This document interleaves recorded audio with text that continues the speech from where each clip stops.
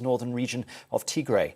Aid workers say the bombing hit a camp for the internally displaced on Friday night. The government has previously denied targeting civilians in the 14-month conflict with rebellious Tigrayan forces. The head of the UK's armed forces has warned the rise in Russia's submarine activity threatens underwater cables crucial to global communications. Admiral Sir Tony Radakin says any attempt to damage the undersea cables which transmit nearly all internet data traffic could be considered an act of war. It comes after footage emerged of a collision between a Royal Navy warship and a Russian submarine in late 2020, sparking concerns about Russia's cable macking activity. In the US, 3 men have been given life for killing Ahmaud Arbery. The 25-year-old's family were in the courtroom to hear the sentencing.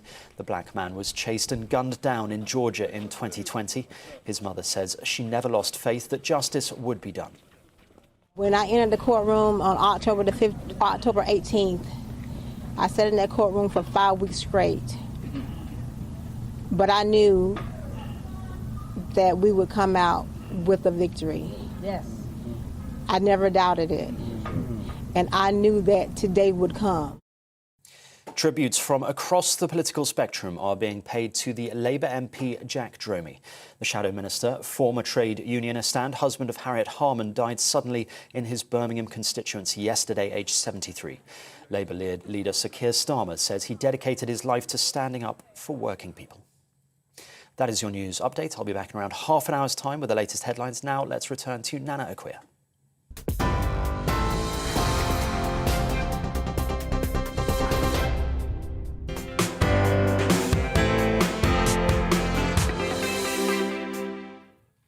Good afternoon. It's just gone 6 minutes after 4 o'clock. I'm Nana Akua on GBNews, on TV and on digital radio. Now, in my eyes, the justice system in this country is a mess. Right, let's start with why removing a statue in the most violent manner in the midst of a protest is not seen as criminal damage. Now, this, of course, being the statue of Colston, a 17th century slave trader. Because the statue was apparently seen as a hate crime, the Colston Four, this is what they are currently being called, were able to argue against a criminal prosecution for removing it. Can you imagine if this argument was presented by 4 black youths with hoodies? I don't think so. I mean, let's be honest, it would be laughed out of court. The 4, Rhiannon, Milo, Sage and Jake, very middle-class sounding, I must say. Now, their defence that they effectively owned the statue as it belonged to the people of Bristol and that they couldn't be convicted of damaging their own property. So let me get this straight. Does that mean that as I effectively, say, own the street lamps, I think they are owned and paid for by me via the council tax, so inadvertently I own them, does that mean that I can cut one down if it's pointing directly into my bedroom and causing me sleepless nights? And because I own it, I cannot be prosecuted for my actions. Or I could at least argue against prosecution. What if I'm offended by a monument that I believe is a hate crime? I can't imagine this would go down well with an employer. Do these people even have jobs? If I did this, I'm sure my employer wouldn't be happy with me being involved in something like this. And of course, this was part of the Black Lives Matter protest. I'll bet Extinction Rebellion and Insulate Britain are looking at this with glee. I mean, who pays for these cases to be heard anyway? In my view, they should have had the book thrown at them, literally. I mean, what message does it send to anyone wanting to protest? It means that the green light is pretty much the go-ahead has been given to criminal people to do things like maybe criminal damage, as long as you have a good enough reason for it, and that reason can be because of something that represents something that happened hundreds of years ago and was acceptable at the time, but you've decided it being there is a form of hatred. Come on, really?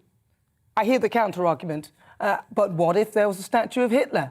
Yes, it should be removed, but by the correct means. Another argument I hear is that the people of Bristol have been campaigning to get that statue taken down for years, but nothing has been done about it. Yes, that's also wrong, but you still don't let people off for doing something, in my eyes, which looks to me like criminal damage. The 4 were acquitted, and they declared that this was a victory for anybody who wants to be on the right side of history. Well, I'm afraid the floodgates have just opened.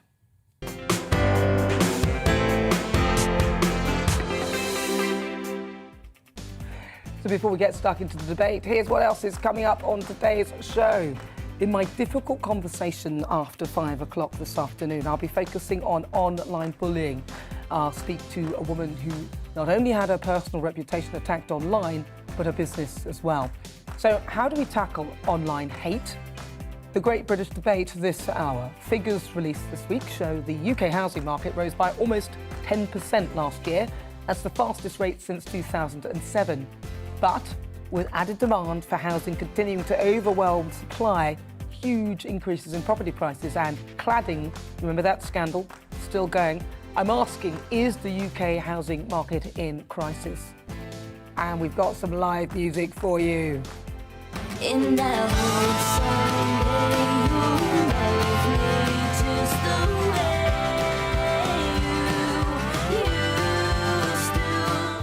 you Sounded good, eh? Roxy Searle, my Great British talent this week.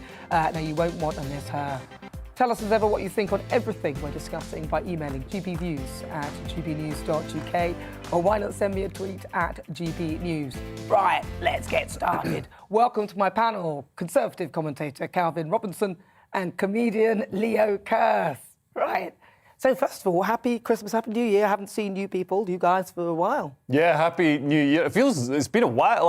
It feels wrong saying happy New Year. It's been so long, like a week. Well, so? And happy Christmas, because it still is Christmas for a lot of people. Well, you're still wearing your Christmas jumpers. Yeah, you've been holding the front up here over Christmas. Oh, it's been great. It's been great. I got did a to good wear job. my little yellow number. I love that one. Now, Leo, how have you been as well? Because, of course, you recently got engaged. Yeah. You can say that. I know I can say that out loud. And you must have taken your fiancée to see your family. How did that go? Up to Glasgow. I've got to be honest, it didn't go great. It didn't go incredibly well. So basically, my mum, I don't know what got into my mum. She just, my fiancée bought loads of champagne and stuff for Christmas Day, and my mum drank it and was like, it's not as nice as Merit. And then my fiancée asked my mum to the wedding. We're having like a little wedding just with close family, and before we have the big party in the summer. And mum said, well, I can't come, I'm going to be in Spain. And then she said, why are you getting married so soon? Are you pregnant? And so that was, man, that killed the Christmas bonhomie. That is awful. So now my mum's not coming to the wedding. Yeah. You see, I heard you say that story in headliners. I just wasn't sure whether it was true, so I got No, to it's do it true. again. I would never lie on GB News. No, absolutely not. We get Ofcom on you. or off wedding or whatever. Sorry. You're right. Oh, yeah, no, it's fine. It's fine. My mum's a bit crazy. No. So, They got on well in the end, didn't they? No. No. Okay. But Well, we'll move on. What do you think then? So you've seen this whole story with the Coulston. Oh, I'm sorry, Calvin, I haven't forgotten you because you've been off in the Highlands and the Lowlands, the Highlands in are beautiful. Scotland. I loved my time in Scotland. I went all over from Edinburgh to Fort Williams. But Hogmanay was cancelled because Nicola Sturgeon is a tyrant. Oh, yes. So I didn't really get to celebrate New Year, but we did our own thing. It was lovely. You sort of slightly got it wrong as well. She went overboard with the she sort of empty cheques that she was writing for all sorts of things. Even you're saying she went overboard. Oh, That's how you know what she went even overboard. me, my mother, you know how she feels about Nicola Sturgeon. And Scots man. Scots were travelling down from Scotland to Newcastle or Manchester, they so were. packing trains out so they could go and have a drink in a pub. Well, of course, that's And very surely that's not safer if you're going to pack people together on trains. I mean, this is the unintended consequences of ridiculously badly thought out COVID policy. Well, you know, in a way, she might have got it right, because a lot of people probably got Omicron, which is not, as we see, as deadly, so it's a natural vaccine. Well, I don't So think she was maybe Nicola thinking Sturgeon's like that. I don't think Nicola Sturgeon's mission is to make sure people get Omicron. She's very much trying to, I think she just enjoys lockdown. She likes being on TV every day. Feels like Fidel Castro addressing the people. Well, You know what's interesting, though? inadvertently, though, she got it right because of the spread of the virus, and it seems to be not that deadly, so that's a good thing. Now, Calvin, I want to ask you about these statues, because these people, they took down this Colston statue. They didn't just take it down, they tore And then it they down. threw it in the river, actually. Yeah. They're vandals, they're thugs, and they should have been sent down. They should have been convicted. Of course, they are innocent under the law, but that tells me there's a loophole in the law. And Leah and I were talking about this before we came on, because you're marrying a QC, aren't you? And I understand that there's certain loopholes in the law. So in order to be tried and convicted for criminal damage, it can't just be the damage. So we all saw the damage. Those of us who are watching could see it on the screen right now. But criminal damage is one part of it. The property belonging to someone else is the second part. The intent or the reckless behaviour is the third, but the fourth part is the loophole. The fourth part of the law is they can have a lawful excuse for the damage. Now, they claimed that they were preventing further crimes. They were preventing hate crimes because they think this statue is a hate crime. and they were offended by it. Obviously, offence is subjective, so I don't think that should hold up under English law, but apparently it does. So I'm hoping it gets appealed. I'm hoping it. Well, it's currently going. They're not impressed with, of course, the actual the removal of the statue. That part of it, that's not obviously going to be overturned. That absolutely is the right thing. It should be removed, but I would say by legal means, in terms of actually a democratic vote, and then being removed in that way, and then not perhaps thrown in a river, maybe put in a museum somewhere, which is probably where it will end up. But the other side of it is also it was the advice potentially given to the jury that may be under question. What do you make of this? Well, yeah, I mean, a judge is there to direct the jury. I'm not sure. I mean, there should have been a debate about whether the statue should have come down. I don't know if they were apparently. They have been. Well, there's been debate, but you don't just storm in if you think you're right and tear something down and assume that you've won the debate. I mean, I don't know if Colston was as bad as people are saying. I didn't know him personally, and you know, everybody in the old days was bad. You know, everybody was a pirate or you know, a dandy highwayman. You know, nobody was perfect. You can't judge people from the 1600s by the morals of today. And also the thing. But ultimately, he's not on trial. He's not on trial. But the criminal damage. So they do have this lawful excuse, and as Calvin said, it's around. So the two arguments were the statue by its existence was displaying indecent material and was also committing a hate crime under the Public Order Act. So this shows how badly worded, how vaguely worded these acts are, particularly the Public Order Act. And the trouble with hate crime legislation is it's based on perception. So it can really be used to justify anything. There's no objective way of saying, oh, this is a hate crime. I mean, it's a statue, it's a lump of brass. So, you know, to say that it's a hate crime, I don't know, it just seems to cast the door open to anything being a crime and anything being torn down. Well, it does seem a bit odd as well, because the mayor in Bristol is also black as well. So if it was such a thing, I'm surprised that he hasn't used his power as the mayor with that time to bring this statue down. That's a good point, because if it was a hate crime, the statue being up, then surely the leaders of Colston Council should be on trial for having a hate crime put up or keeping it up in their area. And we know polls, we know petitions went out. They lost them. They didn't win on the basis of democracy. And like Leo says, you can't just go tear it down if you lose the debate, because that's throwing a tantrum. Part of the democratic process is conceding, is losing, accepting your loss. And I think you're right in that it was Edward Colston that was on trial here. It wasn't these people. We saw them tear down the statue. That should have been, in my eyes, criminal damage. That should have been a conviction. But in fact, what they went on to say is that Edward Colston was a bad man, and therefore we had to tear it down because we couldn't stand to see him there anymore. It's not about him. It's about them and their actions. And then the other thing, the other side of it, of course, is the message that it sends to other groups, because this was a Black Lives Matter protest. So Extinction Rebellion, Insulate Britain. Does that mean now that they can say that certain things are a hate crime to them, therefore they're going to protest against it and rip things down and destroy them? Absolutely. I mean, now we seem to have a two-tier criminal justice system where if you're committing the offence for woke reasons, whether that's to prevent climate change or to destroy the legacy of somebody you deem to not have the correct 21st century gender pronoun, critical race theory opinions, then, you know, if you're doing it for the woke opinions, you get let off, because that's, you know, you can say, oh, this is a hate crime, I was stopping a hate crime. Whereas if you're doing something for other opinions, like everybody who's involved in the riots at Capitol Hill on January the 6th last year, everybody got the absolute maximum sentence. Even, 80-year-old grannies who were just there waving a flag, the maximum sentence. So, yeah, I really feel that we're entering a period where the law isn't going to be just and isn't going to be fair, and it's going to be operating in two tiers depending on your politics. Would you say that there was a race element to this as well? Because supposedly it's Black Lives Matter protest. Most of those pulling the statues down were not black, actually. No. And then it turns out that for white people, now listen, I'm not somebody who would openly subscribe to any level of racism here, because I just don't tolerate it in my narrative. I'm not going to make it an excuse, I didn't get this because I'm black. That's not how I see things. But one thing I do know, that there is a layer of unfairness, and the layer of unfairness comes across when sometimes people might be persecuted if they are a different way. If this had been 4 black youths with hoodies with the same intention doing this, I don't think that this would have ended the same way. But do you think I'm not convinced by that, but what I am interested in is the fact that these people were mostly middle-class white people who seem to be offended on behalf of black people. And I find that quite patronising, the idea that I can't walk down the street in Bristol and see a statue without taking offence and having a breakdown, because I've seen many statues of people that I disagree with and it's not really affected the rest of my day. Someone joked about, should we all go and tear down Karl Marx's statue because his ideology has killed millions of people around the world?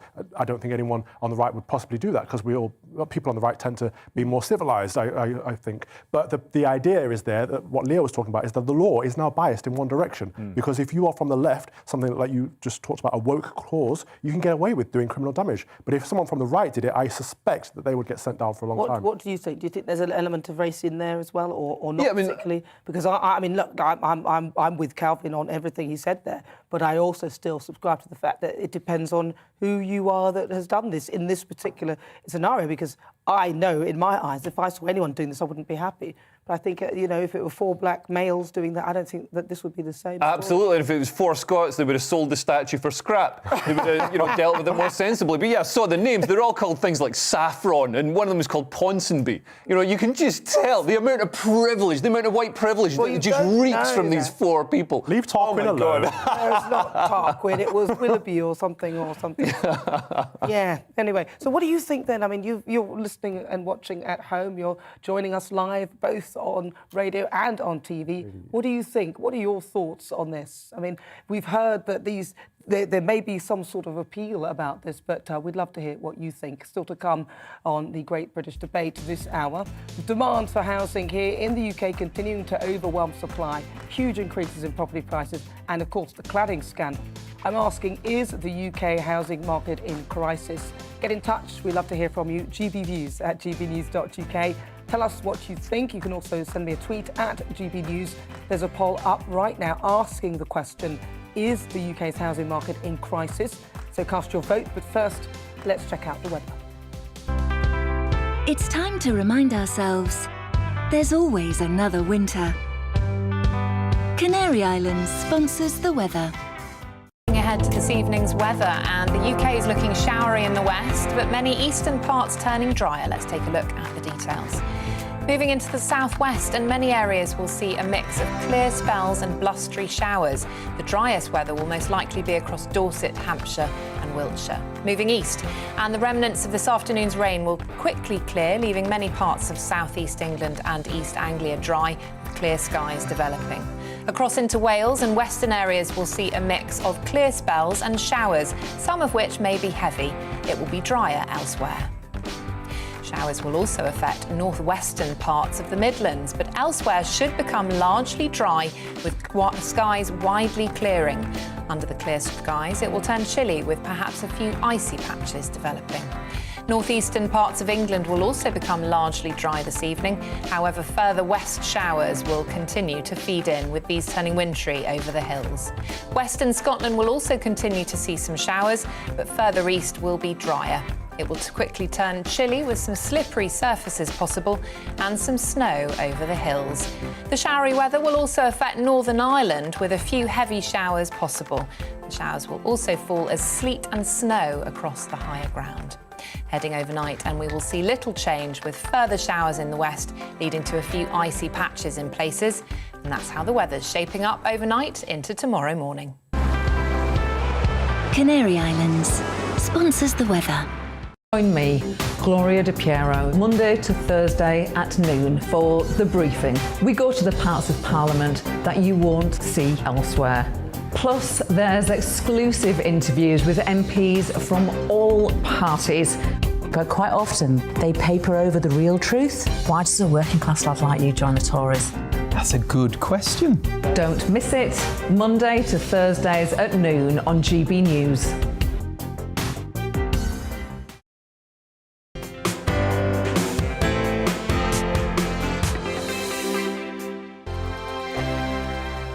Hello there, I'm Eamon. And I'm Isabel. And you're watching the GB News digital stream across the United Kingdom. And around the world.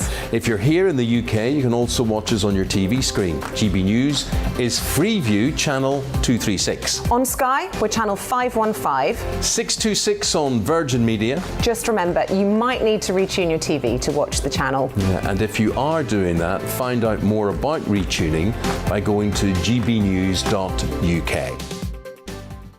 Join my show Farage, 7 p.m. till 8 p.m. Monday through Thursday. And there you will get opinion, analysis, debate, and I'll cover stories that nobody else dares to touch. And then for the last 15 minutes, talking pints. We're over a drink. We have a civilised conversation with someone. We very often disagree, but we do it in a grown-up way. Come and join me on Farage.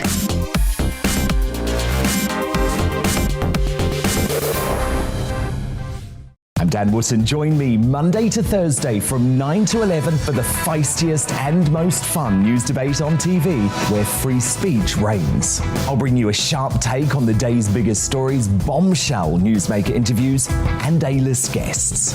And I guarantee you, no spin, no bias, no censorship, and no reason to go to bed. That's Dan Wootton tonight, Monday to Thursdays from 9 on GB News. Hello there, I'm Eamon Holmes. And I'm Isabel Webster. And we hope you can join us for Breakfast with Eamon. And Isabel. You make me laugh out loud, belly laugh. Is that important first thing in the morning? Yeah, absolutely. And there's me trying to be deadly serious. News is a serious business. Yeah, I have to rein you in sometimes. Well, it doesn't stop us laughing at it. It doesn't stop us having an opinion on what's going on. Yeah. And it certainly will not stop us reflecting what you think. Weekdays from 6 to 9:30 on GB News.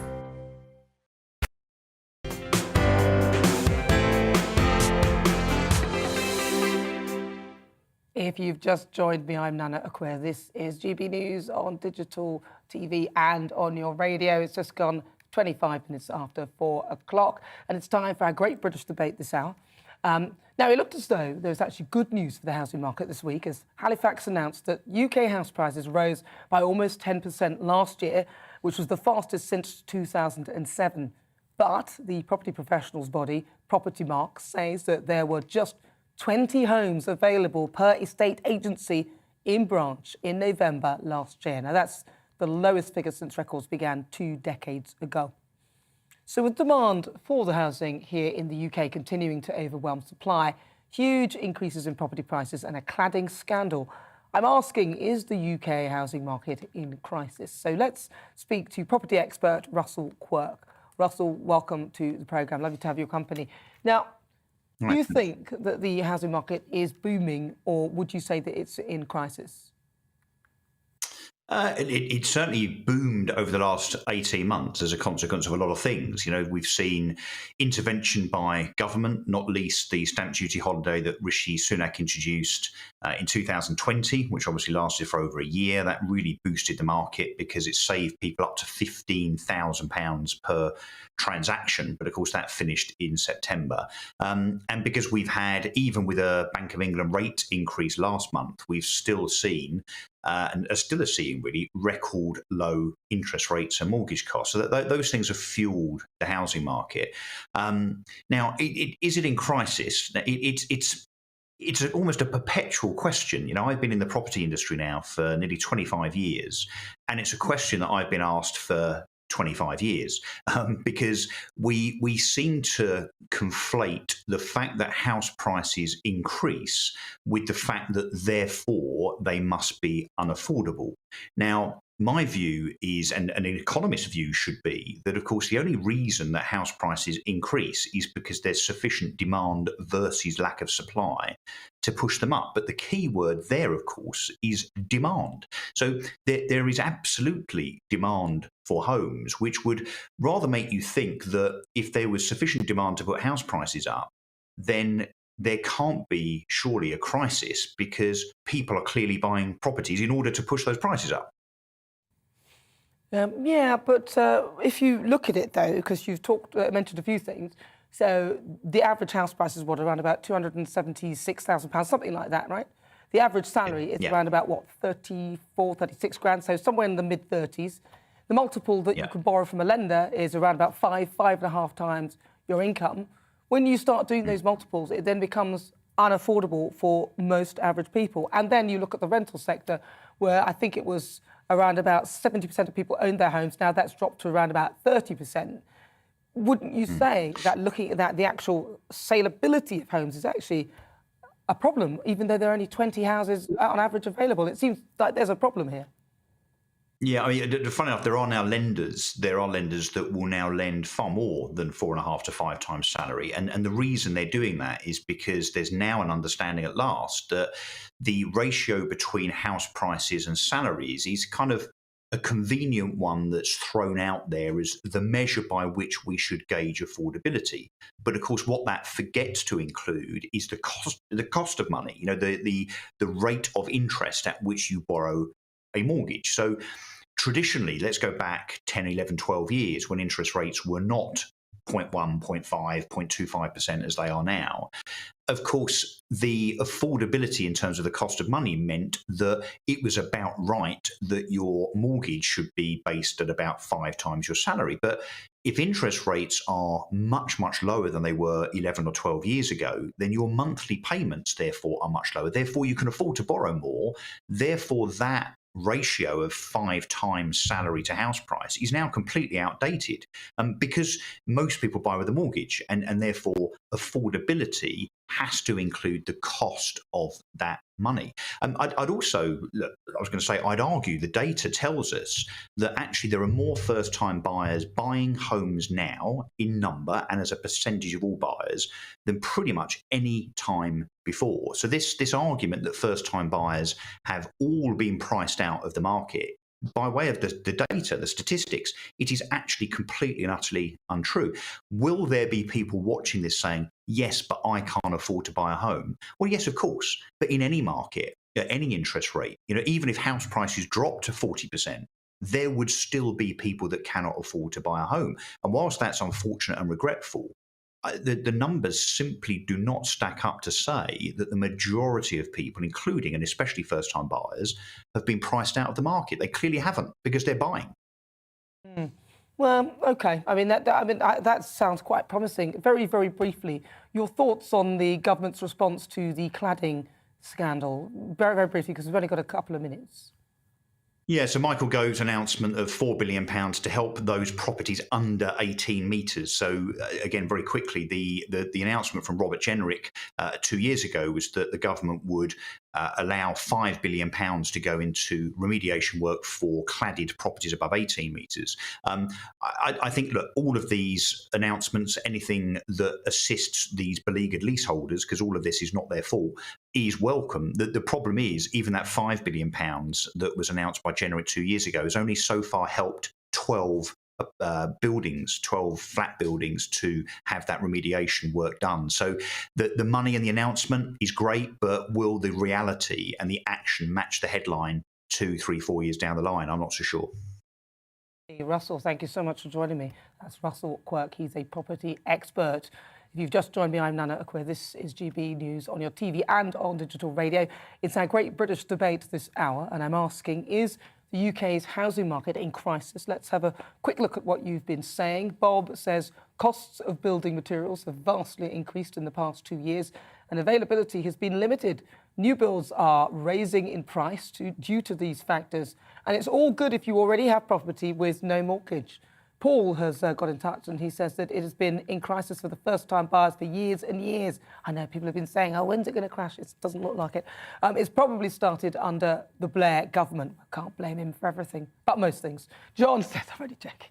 John says, yes, it is in crisis and massive social housing investment is the answer. Well, what do you think? Get in touch at GB News. Still to come, we'll continue the Great British Debate. I'll be joined by a leaseholder to hear his thoughts on the news that leaseholders in lower-rise blocks of flats are set to be spared having to pay for the removal of dangerous cladding. You'll also hear my panel's thoughts on this and on whether the UK housing market is in crisis. But first, let's get your latest news headlines.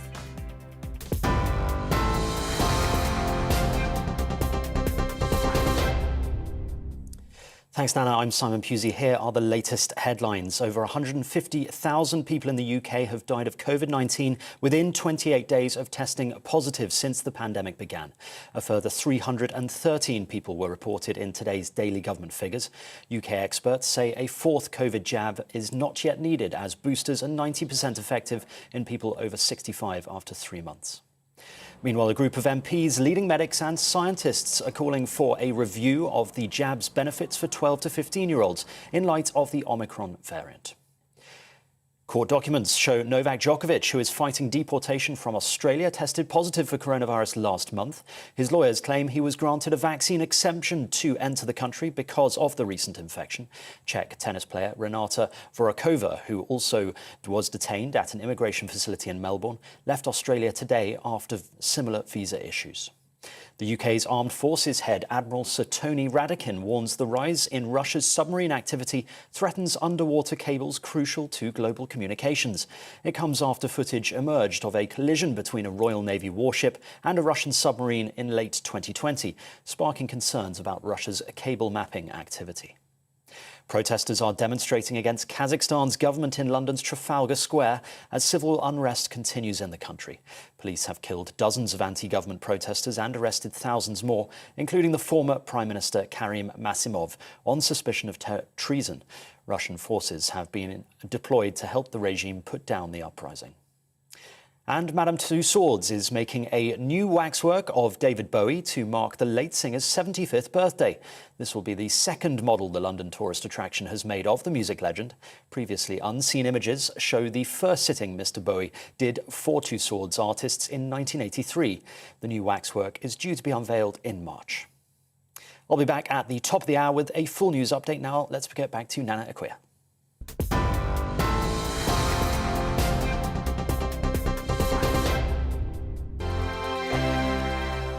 Hello there, I'm Eamon. And I'm Isabel. And you're watching the GB News digital stream across the United Kingdom. And around the world. If you're here in the UK, you can also watch us on your TV screen. GB News is Freeview channel 236. On Sky, we're channel 515. 626 on Virgin Media. Just remember, you might need to retune your TV to watch the channel. Yeah, and if you are doing that, find out more about retuning by going to gbnews.uk.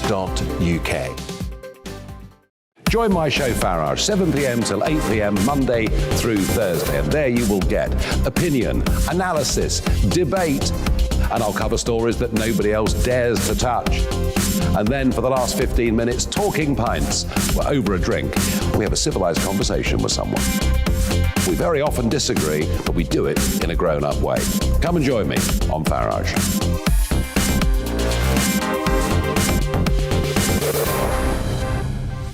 I'm Dan Wootton. Join me Monday to Thursday from 9 to 11 for the feistiest and most fun news debate on TV, where free speech reigns. I'll bring you a sharp take on the day's biggest stories, bombshell newsmaker interviews, and A-list guests. And I guarantee you, no spin, no bias, no censorship, and no reason to go to bed. That's Dan Wootton tonight, Monday to Thursdays from 9 on GB News. Hello there, I'm Eamon Holmes. And I'm Isabel Webster. And we hope you can join us for Breakfast with Eamon and Isabel. You make me laugh out loud, belly laugh. Is that important first thing in the morning? Yeah, absolutely. And there's me trying to be deadly serious.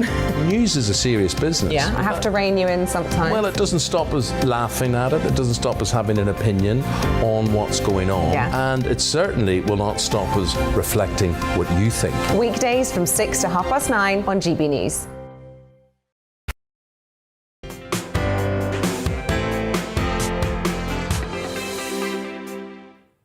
Welcome back. I'm Nana Akua. This is GB News on your TV and on digital radio. Now, after 5:30 today, I'll be bringing you some live music to get your Saturday evening off to the perfect start.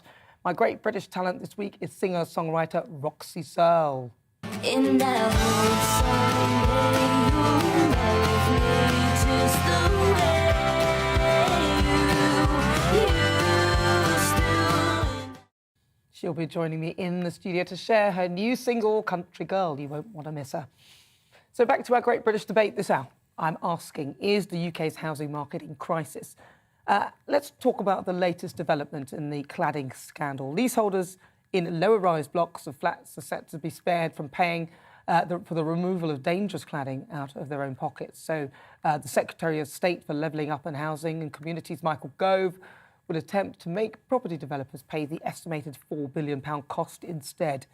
He's due to make a statement this week to announce the leaseholders in buildings 11 to 18 metres in height will no longer have to contribute. Let's get some reaction to the news. I'm joined by Paul Ratsar. He's a leaseholder in London and a campaigner for End Our Cladding.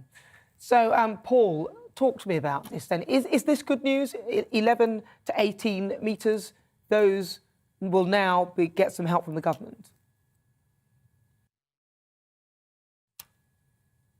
Oh, we'll try and sort out his sound.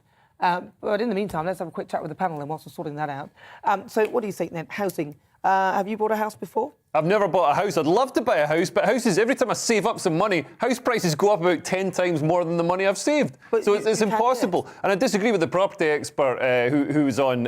House prices aren't going up because there's more demand. House prices are going up because the government keeps printing money. For the past, 15 years, the government's been engaged in quantitative easing, which is basically Zimbabwe-nomics. So they keep printing more money. When there's more money in the economy, that money's got to go somewhere, so it goes into fixed assets. Do you think? Such as it. That's exactly what's happening. No economist would disagree. There's a bigger story than that, but I think we've got Paul back now. Let's just see what he thinks. So, Paul, yes, the government, Michael Gove is talking about something 11 to 18 metres now. You'll no longer have to pay for the reparation, hopefully, of the cladding. But what do you make of all that's happening? Nana, I think on the face of it, it is good news. And it's certainly good news for me. My flat is within that bracket, so it's taller than 11 metres, but less than 18. So before the news, I would have got no funding, no help from the government whatsoever to tackle the massive cost. You're talking about 10, 20, 30, 40,000 pounds to remove dangerous cladding. But I will say this, that, whilst on the face of it is good news, the devil is in the detail. I'm cautiously optimistic in the sense that, the extra funding is, of course, going to be helpful. But there's one figure we need to remember in all of this, and that's the figure from Parliament itself. Parliament's own analysis has said that in order to fix this cladding crisis for leaseholders like myself up and down the country, we're going to need 15 billion. So the government is talking about sort of an extra 2 billion on top of what they've already committed, which is a great number and has to be welcomed. But really, we need to look at the broader challenge here, which is the amount of money that is going to be needed to fix the housing crisis, the cladding crisis for everyone. And from what I'm gauging as well from this, the problem isn't just the cladding, is it? Because you might need to have the cladding replaced, but there are other fire safety issues that should have been addressed whilst these things were built, and then that need to be addressed. And I don't think they're covered, are they? You're exactly right, Nana. Even with the new announcement, it will only be cladding. So this is materials, dangerous materials that are put on the outside of buildings that are going to be covered. But of course, the fire safety crisis, the building safety crisis is far deeper than that. Just to give you viewers a sense of two very practical examples. One is to do with cavity breaks in between walls, in between apartments. They're put there to avoid the spread of fire. A lot of these new build apartments, like the one I'm in, have that problem as well. The other is fire detection systems, so adequate fire alarms, and they're not in place in a lot of cases. And unfortunately for a lot of people, you'll have read, obviously, quite a few people have already gone bankrupt from the costs of cladding. These are the costs that we're talking about. It's the cost of replacing fire systems. It's the cost of having fire patrols. And I would really hope that in addition to today's announcement, there's also help for people who've already had to pay bills, because we all firmly believe, and I hope Michael Gove does as well, this isn't our fault. We didn't ask for this. We didn't sign up for this dangerous cladding, and we shouldn't have to pay for it. No leaseholder should have to pay for the mistakes of very large construction companies with, to be quite frank, very deep pockets. And what was the amount that you would have been expected to pay before this legislation that Michael Gove was talking about? So fortunately, or unfortunately, whichever way you look at it, my bill hasn't actually physically landed on the doorstep just yet. But I think we're talking between 10 to 30 or 40,000 pounds. Certainly from neighbours of mine in neighbouring blocks who've had to undergo the same the same anxiety and the same challenge. It remains to be seen whether the amount will cover that total amount. So the extra sort of 2 to 4 billion will cover the 10 to 40,000 pounds that I will have to pay. Like I said, every little helps, but the reality is that people like me and hundreds of thousands of first-time buyers should not have to be paying for something that we didn't cause. Paying for a single penny of it, Paul, in my view. But Paul, thank you so much for joining me. That's Paul Rafshan, who's a leaseholder and campaigner for End Our Cladding Scandal. Awful, isn't it? Ridiculous that they're expected to do that. If you've just joined me, I'm Nana Akua. This is GB News on digital radio and on TV. We're in the grips of our great British debate, and I'm asking, is the UK's housing market in crisis? My panel are with me. That's comedian Leo Kearse and also Conservative commentator Calvin Robinson. Calvin, do you own your own home? I don't, and I can't afford to own my own home. They're too expensive. But there's clearly a supply and demand issue there, isn't there, like we've heard today. We seem to have, I believe, been building less houses year after year since the 1970s. So, of course, there's going to be a supply and demand issue as the population increases. And, of course, we've had uncontrolled immigration since Tony Blair time. So there are not enough houses for the number of people we've got. But I don't want to see us just banging up properties left, right and centre. I don't think we want more high-rises. We want more homes, not high-rises. People should create streets, like beautiful places that people can belong and build a sense of community, not just shove them in a box to live. Well, unfortunately, we haven't got the room for that, and it would be very nice. We've got plenty of room. But one of the big problems actually is the fact that developers can buy a lot of land and then not do anything with that land. And I think you've got about a 2-year window with which you need to do something, and then you can fill in a form and then extend it again. So it's almost like, the diamonds. Diamonds are held back to keep the price of the diamonds high, because if you release them all into the market at the same time, suddenly that price falls. So there is that element as well. And developers are very, very powerful. And as you heard, those who are in the grips of this cladding situation, really and truly, a lot of these are new builds that are built by developers who should really be fixing them. It doesn't really make any sense. Well, yeah, but I think the lack of supply is also down to planning issues and NIMBYism. Nobody wants, when people buy a house, they then don't want other houses going up outside their window. So there's a lot of NIMBYism, and there's, all right, some developers might sit on land for a few years, but it's really not in their financial interest to do that. There are thousands of acres of public sector land, brownfield sites that could be redeveloped and used for housing. And they're often in places with very good transport links as well. But a lot of these are bought up by developers and haven't simply been built on. That is a fact. This is a fact. This is what is happening, which means but that's not the main issue that's holding back the supply. No, but that is a huge issue because it limits the supply, it keeps the demand high and the prices high, and then the developers can then bring them out and release them gradually. That is a big deal. On top of that, we also have Russian oligarchs and Arabs buying lots of properties in London and then leaving them empty all year round. So there's lots and lots of supply and demand issues, including that.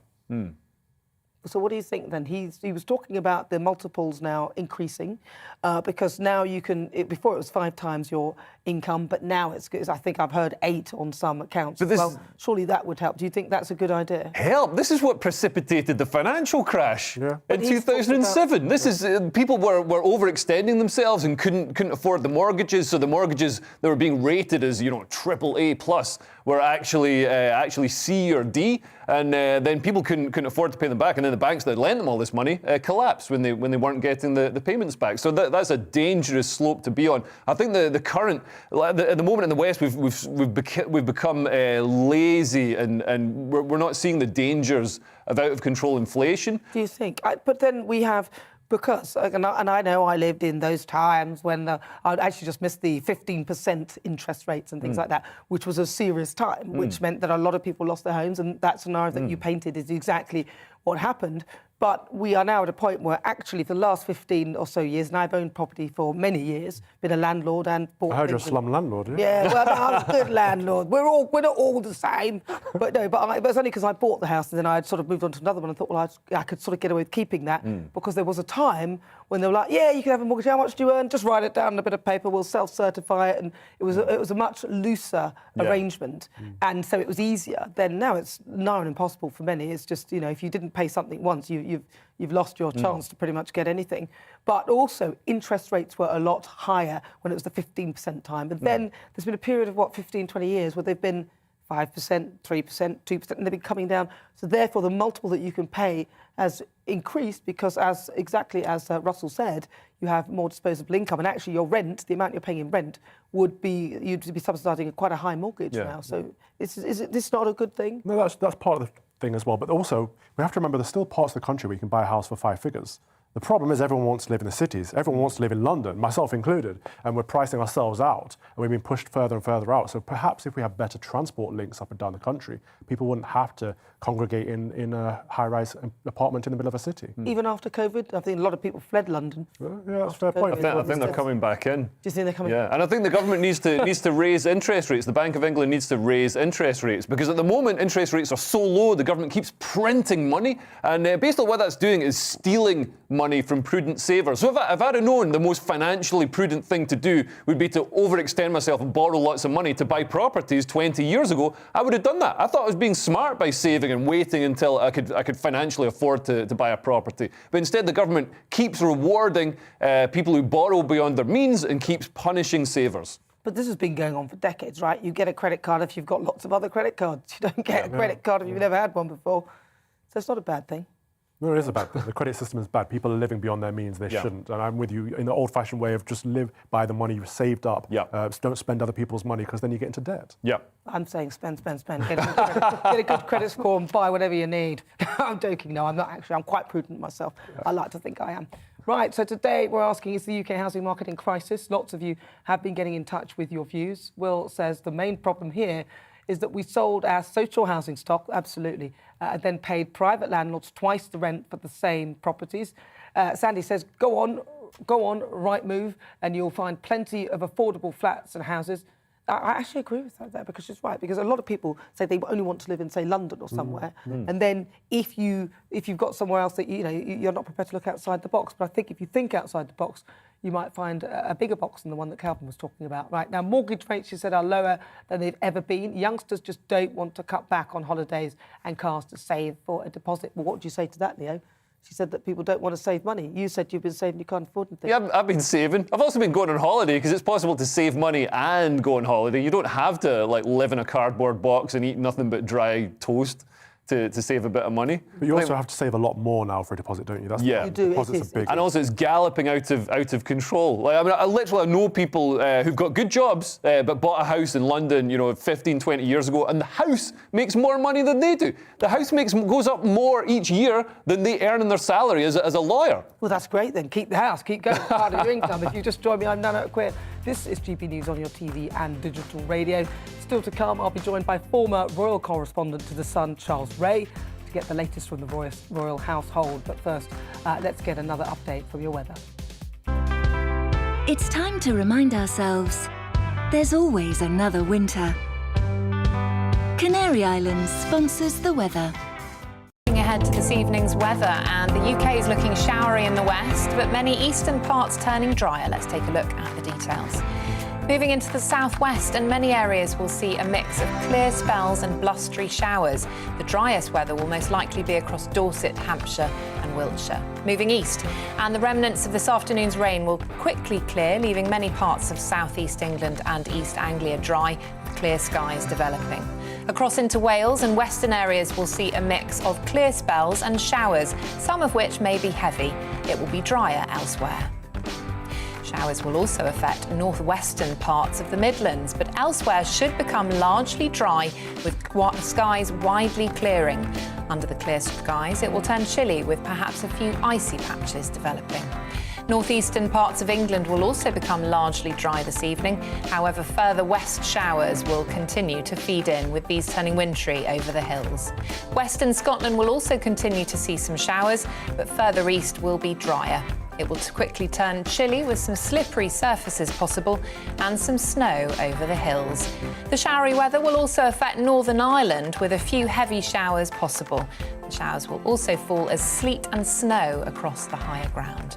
Heading overnight, and we will see little change, with further showers in the west, leading to a few icy patches in places. And that's how the weather's shaping up overnight into tomorrow morning. Canary Islands sponsors the weather.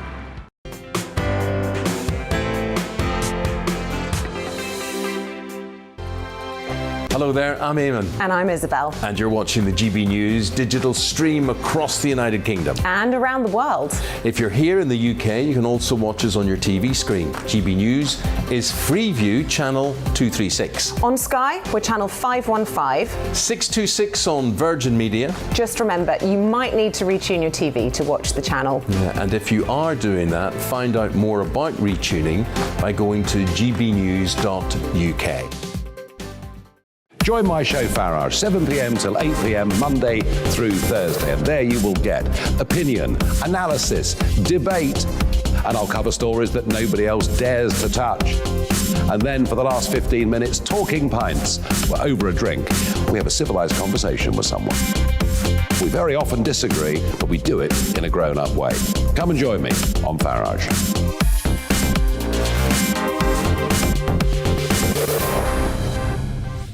I'm Dan Wootton. Join me Monday to Thursday from 9 to 11 for the feistiest and most fun news debate on TV, where free speech reigns. I'll bring you a sharp take on the day's biggest stories, bombshell newsmaker interviews, and A-list guests. And I guarantee you, no spin, no bias, no censorship, and no reason to go to bed. That's Dan Wootton tonight, Monday to Thursdays from 9 on GB News.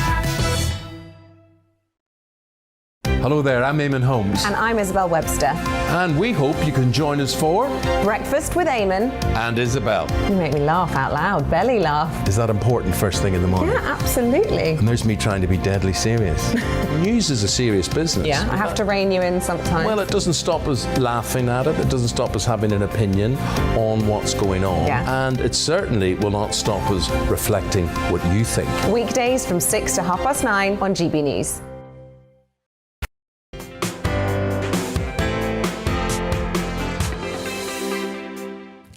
This is GB News. It's just coming up to 4 minutes to 5 o'clock. I'm Nana Akua.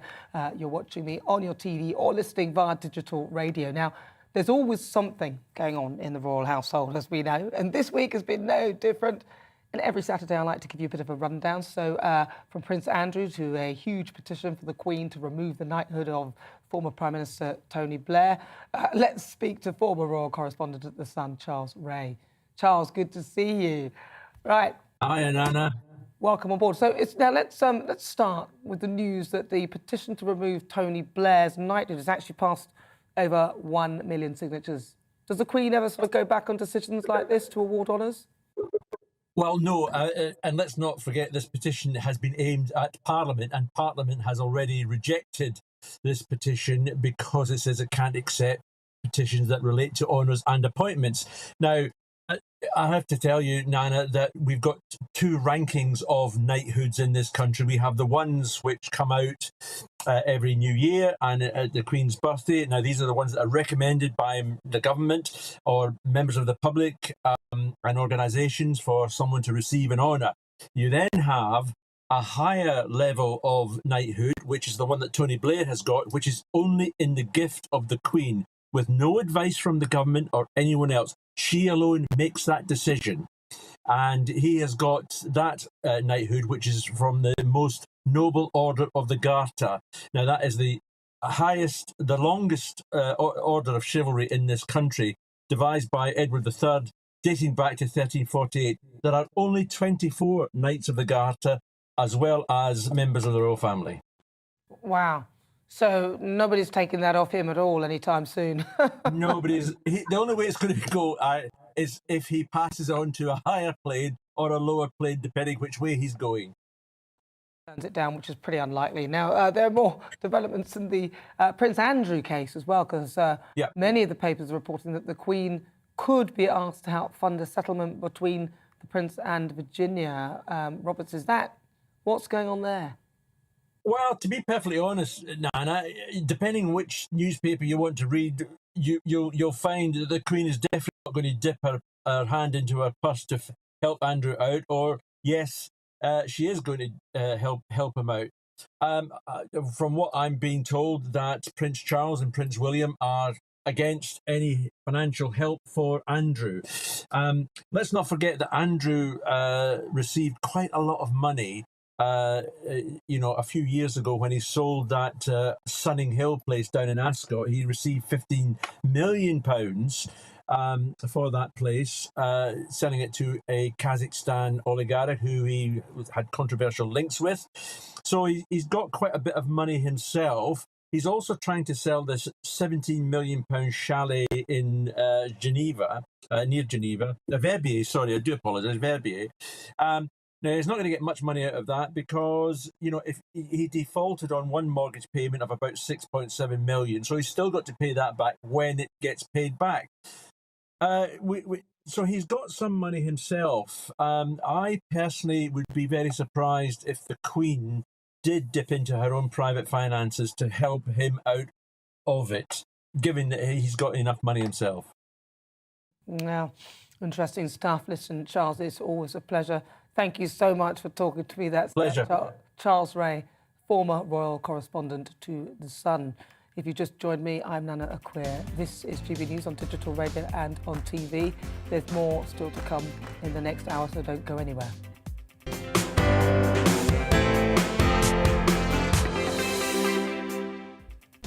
So it's fast approaching 5 o'clock. It's good to speak to you all. Now, for the next hour, me and my panel will be taking on some of the big topics that are hitting the headlines right now. This show is all about opinion. It's mine, it's theirs, and of course, it's yours.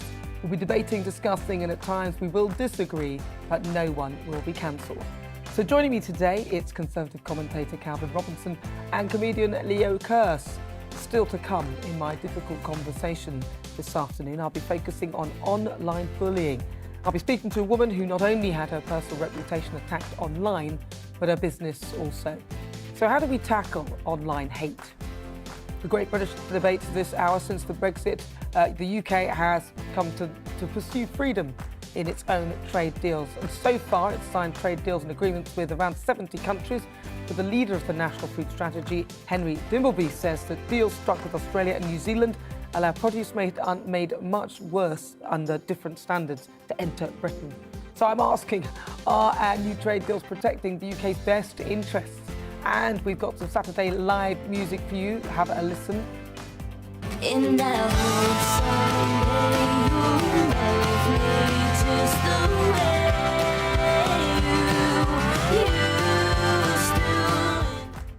Roxy Searle is my great British talent this week. You won't want to miss her performance. And of course, I want to hear your thoughts. You can get in touch, gbviews at gbnews.uk, or why not tweet me at gbnews. But first, let's get your latest headlines.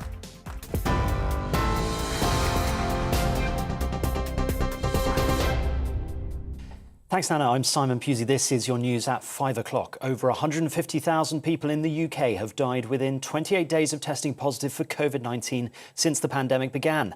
A further 313 deaths were reported in today's daily government figures. Meanwhile, UK experts say a fourth COVID jab is not yet needed, as boosters are 90% effective in people over 65 after 3 months. Dr. Catherine Millington-Sanders told GB News a second booster is not currently necessary. There is no immediate need to have the fourth booster vaccination, and that will, I'm sure, continue to be under review. The facts continue to be that if you're not vaccinated, severe disease and ITU admissions and death are much more likely. So let's clarify, the first important thing is it is crucial that you have your first and second doses if you actually haven't had those, and have your third or booster vaccination dose in the first place. Meanwhile, a group of MPs, leading medics and scientists are calling for a review of the jab's benefits for 12 to 15-year-olds. GB News has been given exclusive access to the letter being sent to the Joint Committee on Vaccination and Immunisation today. Conservative MP Miriam Cates, who coordinated the campaign, told GB News the benefit-to-risk ratio of child vaccination should be reassessed in light of the Omicron variant. Over recent weeks, with the Omicron variant becoming dominant and also with some new studies about the risks, I wonder if that balance has actually shifted. So it's possible now that vaccination doesn't really reduce the risk of transmission. Of course, it still provides excellent protection against severe disease. So it's brilliant for people who are at risk from COVID. But if it doesn't protect against transmission, that reduces the benefits of vaccinating children. And if we know a bit more about the potential harms, then we need to look at those too. Court documents show that the tennis player Novak Djokovic, who is fighting deportation from Australia, tested positive for coronavirus last month. His lawyers claim he was granted a vaccine exemption to enter the country because of the recent infection. Czech tennis player Renata Vorokova, who was also detained at an immigration facility in Melbourne, left Australia today after similar visa issues. Protesters are demonstrating against Kazakhstan's government in London's Trafalgar Square as civil unrest continues in the country. Police killed dozens of anti-government protesters in Kazakhstan after its president authorized security forces to shoot to kill. Thousands more have been arrested, including the former Prime Minister Karim Masimov, on suspicion of treason. Russian forces have been deployed to help the regime put down the uprising. At least 22 people, including tourists, have died in freezing temperatures after being stranded in their vehicles in northern Pakistan. Most of the victims died of hypothermia. Around 1,000 vehicles are still stranded after thousands flocked to enjoy the snow. More than 4 feet of snow fell in the area overnight. The government has declared the resort town of Muri, northeast of the capital, a calamity-hit area. At least 56 people have been killed and 30 wounded after an airstrike in Ethiopia's northern region of Tigray. Aid workers say the bombing hit a camp for the internally displaced on Friday night. The government has previously denied targeting civilians in the 14-month conflict with rebellious Tigrayan forces. The UK head of the UK's armed forces has warned that rise in Russia's submarine activity threatens underwater cables crucial to global communications. Admiral Sir Tony Radakin says any attempt to damage the undersea cables, which transmit nearly all internet data traffic, could be considered an act of war. It comes after footage emerged of a collision between a Royal Navy warship and a Russian submarine in late 2020, sparking concerns about Russia's cable mapping activity. And tributes from across the political spectrum are being paid to the Labour MP Jack Dromey. The Shadow Minister, former trade unionist and husband of Harriet Harman, died suddenly in his Birmingham constituency yesterday, aged 73. Labour leader Sir Keir Starmer says he dedicated his life to standing up for working people. And Madame Tussauds is making a new waxwork of David Bowie to mark the late singer's 75th birthday. This will be the second model the London tourist attraction has made of the music legend. Previously unseen images show the first time Mr. Bowie did for Tussauds artists in 1983. The new waxwork is due to be unveiled in March. That's it from me. I'll bring the latest headlines in around half an hour's time. Until then, it's back to Nana Akua.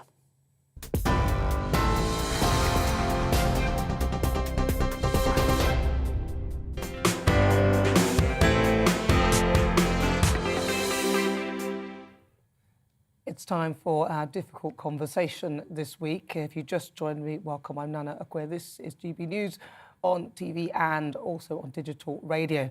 Now, we're talking about online bullying. The report, Harmful Content Platform, run by the UK's Safer Internet Centre, reported a 225% increase in online hate speech incidents in the UK over the last year. The government are likely to release more details on the online safety bill within the next coming months, but there's still very little known about the plans. I'm joined now by someone who's been a victim of online bullying, business strategist Lisa Johnson. I've also got Lucy Howard, who's head of content and media at the anti-bullying charity Bullies Out. Now, I want to start, though, by asking you about your experience. What happened? Lots of different things have happened since I started my business. Now, when you're an online business, you need to be online. So you're consistently on social media. And the more visible I've been over the past 4 years, the more abuse that I get online. And it can be anything from some competitors in the first year of my business kind of felt a bit threatened, ganged up with each other and decided to just do consistent bullying, whether in Facebook groups or just on my online Facebook page or just in my messenger, and to continue this kind of hate campaign against me, right the way through to people leaving really awful reviews that I've never worked with just to try and kind of get rid of me and make me want to leave the online space. And I was bullied as a kid and so expected to be bullied as a kid. But when I came into this kind of online business world, I didn't expect to be bullied by adults. It wasn't something I'd even thought about. And yet it is rife. So many of my clients have the same experiences. And unfortunately, lots of them decide to quit their businesses because they can't handle how much hate you actually do get online.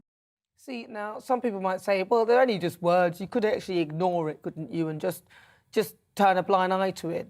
But this might have actually been quite damaging for your business, was it? It wasn't because I turned it around, but it could have been. So, you know, when you're getting things all the time and people are saying nasty things about you, and they might even be slandering you and saying that you know, are lying, or all of the kind of things that people say online, that can really damage your business. But also, you can ignore words. But how we're normally told to ignore things is, well, just don't go where those things are. Don't hang out with the kind of people that are going to say those things or do those things. You know, don't put yourself in a newspaper if you don't want to read the comments. When your business is online, you have absolutely no way of not seeing everything that's on there that's written about you. So you kind of can't ignore it. It's there all the time in your face. And it's, you know, I'm kind of hardened to it now. So it's a bit like water off a duck's back. But there are plenty of people who are really new in this industry that would crush them, reading things about themselves every day. You know, from how good you are at work to your appearance to your weight to anything else about you. I know, it does seem people seem to get a lot braver when they get behind that keyboard than they think that they won't be unravelled. I mean, I've had people saying things to me on Twitter or whatever it is, in particular on Twitter, and I'll reply, and suddenly they disappear like a puff of smoke and a vapour. They don't want to have that conversation. They don't want to have that argument. Was that what it was like? Did you challenge these people? And if you did, what was your response? So at first I tried to challenge them, and I always wanted to kind of defend myself online and say, why are you doing this? We can help each other. You know, we don't need to be like this in business. We can all lift each other up. But it became very obvious that that's not what they wanted.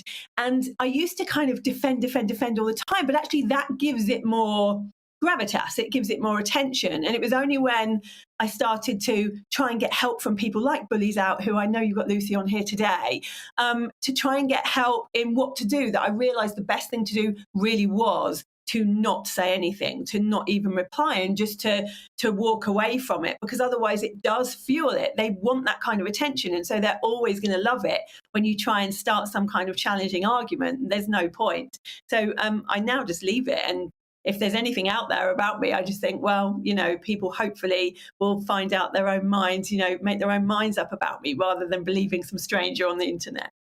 It's amazing, though, these strangers, they seem to say a lot of stuff. Now, you mentioned Lucy from Bullies Out. Lucy Howard, she also joins me alongside Conservative commentator Calvin Robinson. So, Lucy, is this a common experience, this bullying online, the way people are behaving, even to try and destroy someone's business by behaving in this way?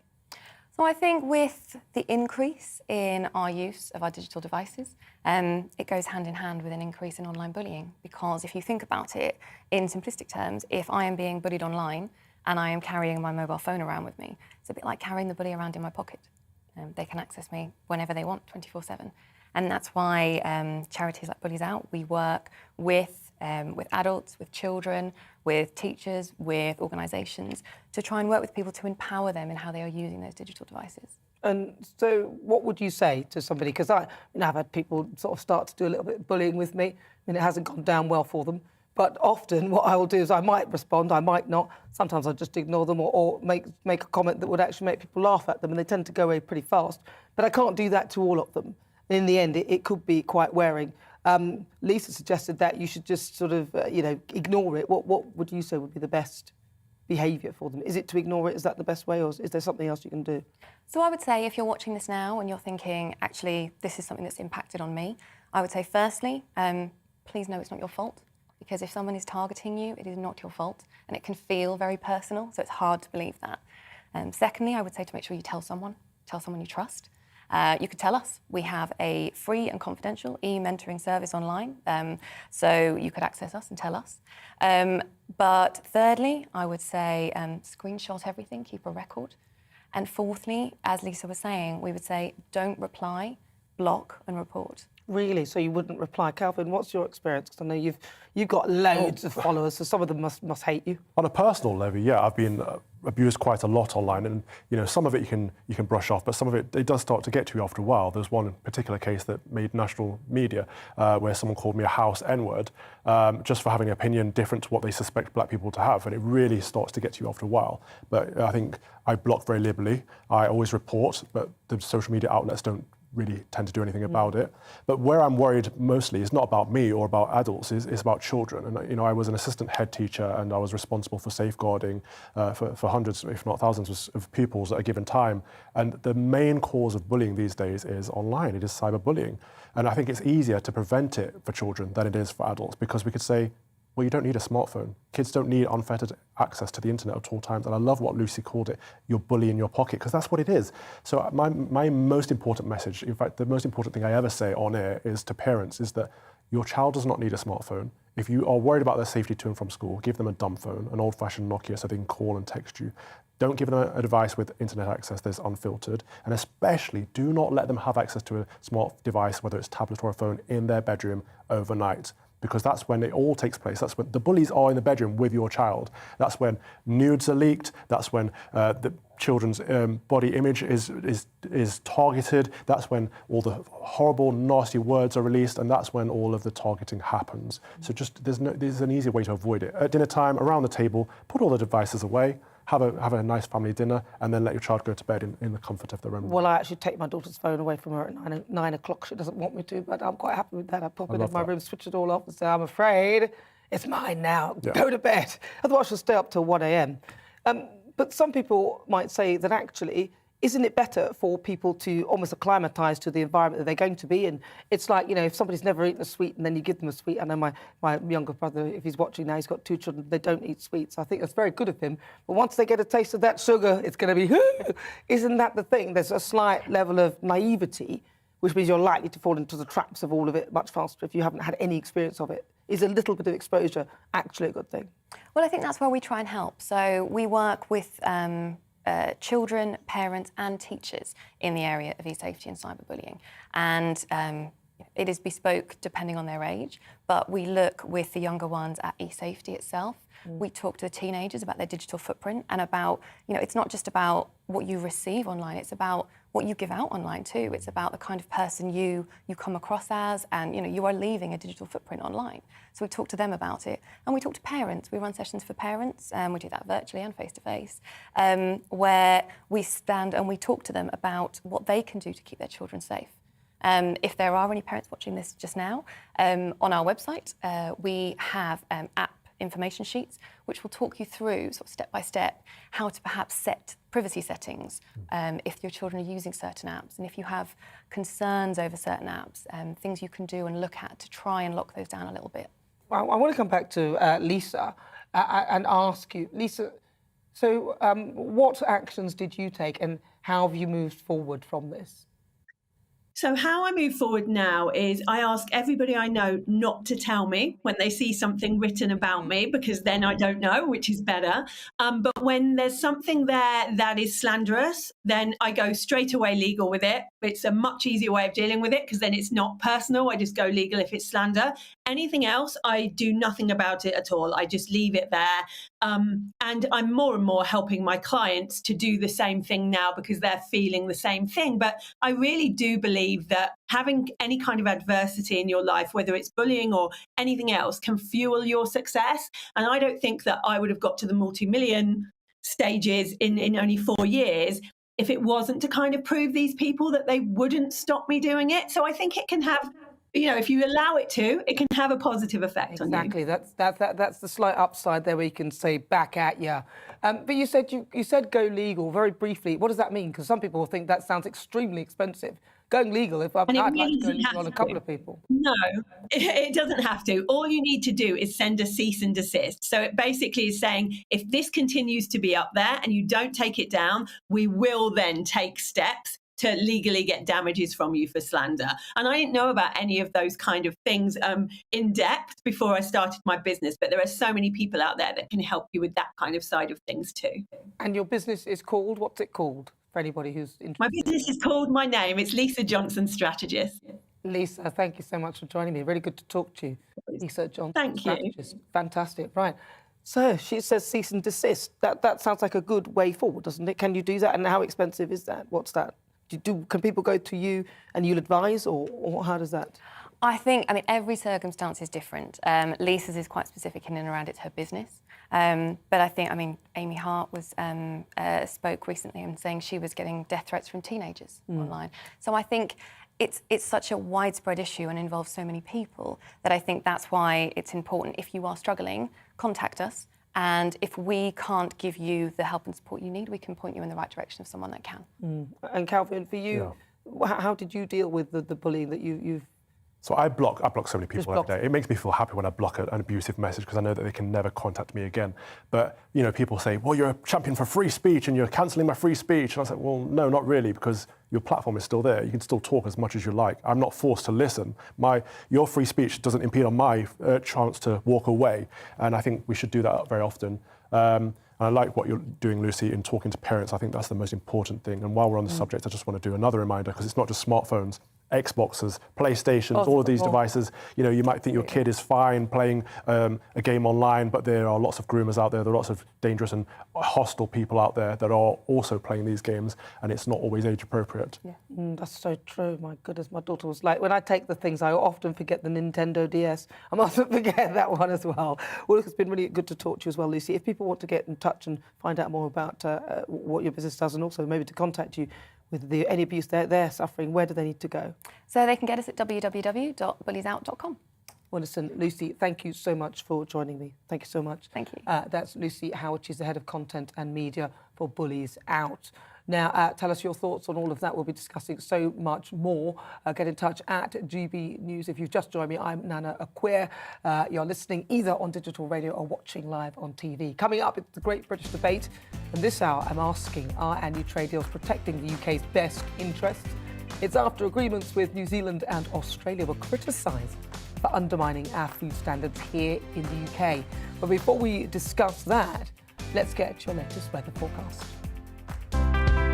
It's time to remind ourselves there's always another winter. Canary Islands sponsors the weather. Ahead to this evening's weather, and the UK is looking showery in the west, but many eastern parts turning drier. Let's take a look at the details. Moving into the southwest, and many areas will see a mix of clear spells and blustery showers.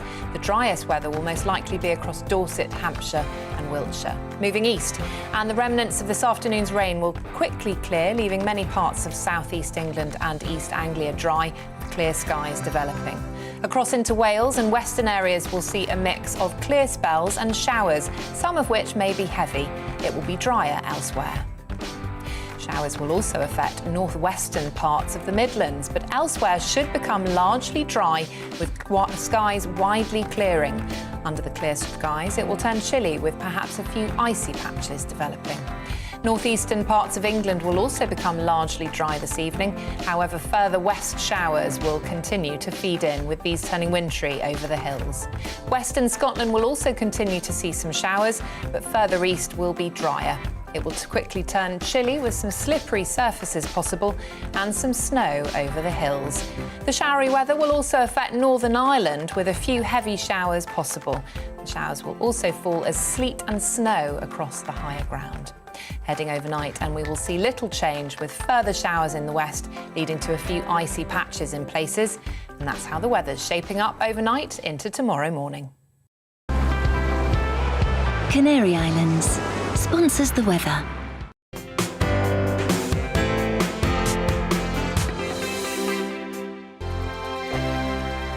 Hello there, I'm Eamon. And I'm Isabel. And you're watching the GB News digital stream across the United Kingdom. And around the world. If you're here in the UK, you can also watch us on your TV screen. GB News is Freeview channel 236. On Sky, we're channel 515. 626 on Virgin Media. Just remember, you might need to retune your TV to watch the channel. Yeah, and if you are doing that, find out more about retuning by going to gbnews.uk. Join my show Farrar, 7 p.m. till 8 p.m. Monday through Thursday, and there you will get opinion, analysis, debate, and I'll cover stories that nobody else dares to touch. And then for the last 15 minutes, Talking Pints. We're over a drink. We have a civilised conversation with someone. We very often disagree, but we do it in a grown-up way. Come and join me on Farage.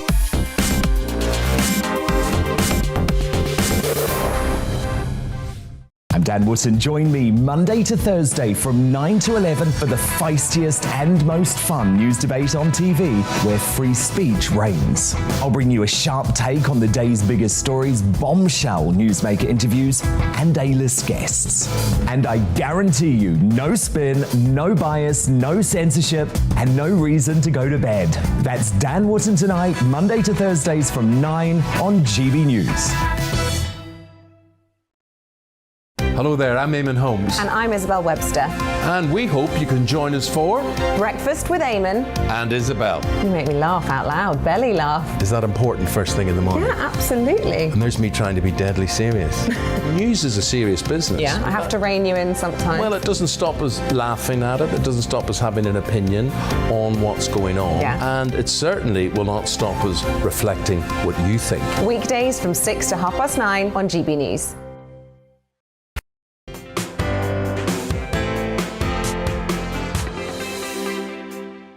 Good afternoon. This is GB News on TV and on digital radio. And it's time for our Great British Debate this hour. If you've just joined me, I'm Nana Akua, and I'm asking, are our new trade deals protecting the UK's best interests? Since Brexit, the UK has signed trade deals and agreements in principle with around about 70 countries. Liz Truss has been praised for signing all these wonderful deals. But the leader of the National Food Strategy, Henry Dimbleby, says that the deals with Australia and New Zealand would allow goods made under much worse standards to enter Britain. He's criticised the arguments made by the former Trade Secretary. So, are our new trade deals protecting the UK's best interests? And here to talk more with me about this is Jonathan Portas. He's a senior fellow at the UK in a Changing Europe and a professor of economics at King's College London. So, Jonathan, talk me through some of these trade arrangements then with Australia and New Zealand, and how is it that they are perceived by some to be worse than the deals that we currently had? Well, I think it very much depends worst for who. I think the first thing Sorry, my nose is running. I thought, oh God, I don't want you to see that drippy nose. But yes, we've just lost him. Right, we'll see if we can get him back. Right, Jonathan, sorry, carry on. Yeah, we talked about the 70 trade deals that we've signed. The vast majority of those are really essentially carbon copies, cut and paste versions of the deals that we had as an EU member. So almost all of this activity, for which Liz Truss, I think, has been rightly praised because it was important, has really been running to stand still. It's trying not to let the trade deals that we already had, because we were a member of the EU, be automatically revoked when we left the EU. So most of the big trade deals, the ones with Japan, South Korea, and so on, Canada, they're really just the EU deal replicated. So what difference is it going to make? The answer is very little indeed. The new deals are, as you said, the ones with Australia and New Zealand. And what's going on there is that we are essentially, over time, going to allow the Australians and the New Zealanders much more access to our agriculture, to selling food here. So that's beef, lamb, sheep, wine, and so on. And that's, on the whole, may lead to slightly lower prices for some of those goods, but it will also be problematic for some British farmers. And it is true that in some cases, the Australians in particular don't have as high animal welfare standards as we have. And of course, there's the impact on global warming, that's on the carbon footprint of what we eat, by the fact that it's coming all the way from the other side of the world. Now, I don't think we should exaggerate these effects. These, in the great scheme of things, this isn't going to make much difference to anybody. It's not going to make much difference to consumers. It's not going to make much difference to the British economy. And it's not really going to make much difference to the global standards of animal welfare, because really, we just don't trade that much with Australia and New Zealand because they are a very, very long way away. But it will have some effect. It may make food prices slightly cheaper. That's good for us. It may have some of those negative impacts on animal welfare that you described. And so those are the trade-offs. Those, and that's what Brexit means, of course. It means that we are free to take those decisions, or at least our government is free to take those decisions. They may or may not ask us what we think about them in a way that we weren't when we were a member of the EU. Interesting. So some of the trade deals that we had within the EU are replicated, but they're our deals rather than EU-wide. And then other deals that we're making with people who we wouldn't normally trade with actually aren't majorly beneficial and could pull our own prices down, so could affect industry and agriculture. That's kind of what you're saying in a nutshell. So what are the benefits then to us? So obviously we have Brexit, we can choose who we trade with, but within those deals, where can we kind of get some benefit?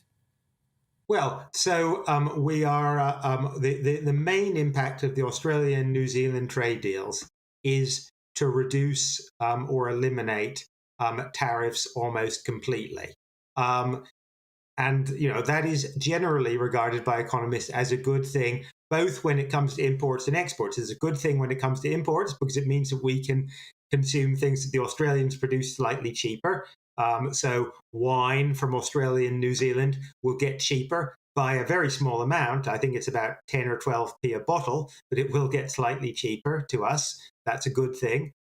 Equally, we may find it slightly easier to export things to Australia and New Zealand, whether that's cars or aircraft or whatever, because the tariffs, which were already, to be frank, already quite low, will be progressively removed. So it will be good for industries that export things that the Australians might want to buy for us, and good for consumers here who want to buy things that the Australians produce. Overall, it's estimated that the net impact of this deal will be to make us about £1 billion a year better off. So that's not nothing. It's tiny compared to the negative effect of Brexit itself, because Brexit itself, we estimate, the government, in fact, the government's own official forecast is that Brexit will cost us something in the region of perhaps £80 billion a year. And that's because we're putting up new trade barriers with the European Union at the same time as we're reducing those trade barriers with Australia and New Zealand. But of course, the European Union is a lot bigger than Australia and a lot closer. So the losses from Brexit, from the new barriers that we have with the EU, are going to be much greater than the gains that we will get from Australia and New Zealand. But given that we've already accepted that Brexit has happened, that's, those losses are going to happen, it's still a good thing that we should at least get a little bit of that back by making deals with Australia and New Zealand.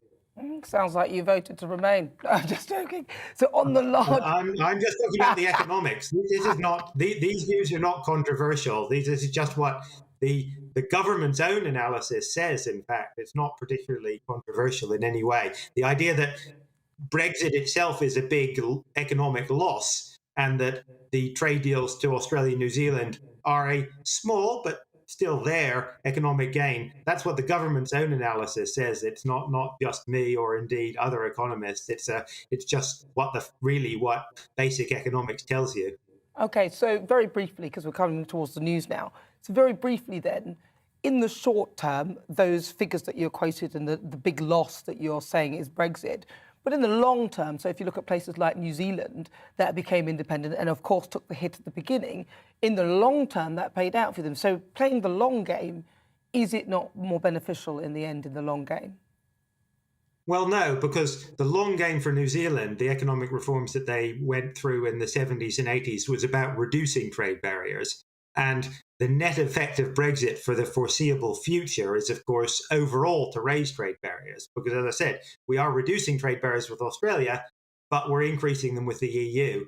And the EU is just a much, much bigger and much more important trading partner. So overall, we're becoming a more protectionist country. That's we're less open to trade. And on balance, that's going to make us somewhat poorer. Now, that's not argument. That's not a sort of knockdown argument against Brexit. There are all sorts of other reasons: political, sovereignty, possibly immigration, why people might think Brexit was a good idea or indeed a bad idea. But on the pure economics of trade, I don't think anyone seriously argues that it's not going to be a net negative both for the short term and for the long term, I'm afraid.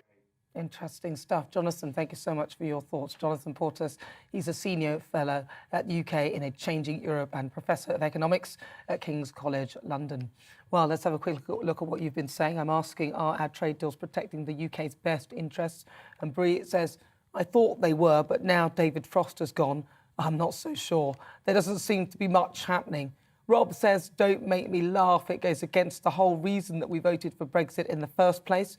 Blakey says, if it's a good deal, then why not take it? Interesting stuff. Keep your thoughts coming.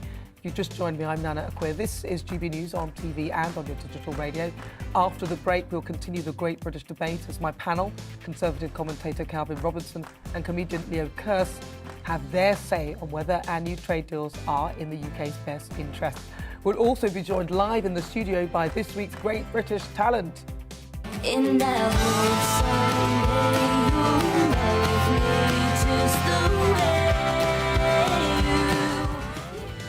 Singer-songwriter Roxy Searle will be performing her new single Country Girl live.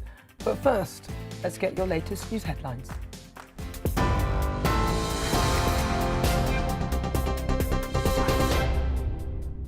Hello, I'm Simon Pusey, and here are your latest headlines. Over 150,000 people in the UK have now died within 28 days of testing positive for COVID-19 since the pandemic began. A further 313 deaths were reported in today's daily government figures. Meanwhile, a group of MPs leading medics and scientists is calling for a review of the jab's benefits for 12 to 15-year-olds in light of the Omicron variant. UK experts say a fourth COVID jab is not yet needed, as boosters are 90% effective in people over 65 after 3 months. Court documents show the tennis player Novak Djokovic, who is fighting deportation from Australia, tested positive for coronavirus last month. His lawyers claim he was granted a vaccine exemption to enter the country because of the recent infection. Czech tennis player Renata Vorokova, who was also detained at an immigration facility in Melbourne, left Australia today after visa issues. Police are being called to an unplanned demonstration against the UK vaccine pass scheme in Glasgow. The protest, believed to have been organised by Scotland Against Lockdown, took place at Glasgow Green earlier today. Witnesses say around 1,000 people are taking part in the procession throughout the city centre. At least 22 people, including tourists, have died in freezing temperatures after being stranded in their vehicles in northern Pakistan. Most of the victims died of hypothermia. Around 1,000 vehicles are still stranded after 4 feet of snow fell in the area overnight. Madame Tussauds is making a new waxwork of David Bowie to mark the late singer's 75th birthday. This will be the second model the London tourist attraction has made of the music legend. Previously unseen images show Mr. Bowie's first sitting for Tussauds artists in 1983. The new waxwork is due to be unveiled in March. That's it from me. Let's go back to Nana Akua.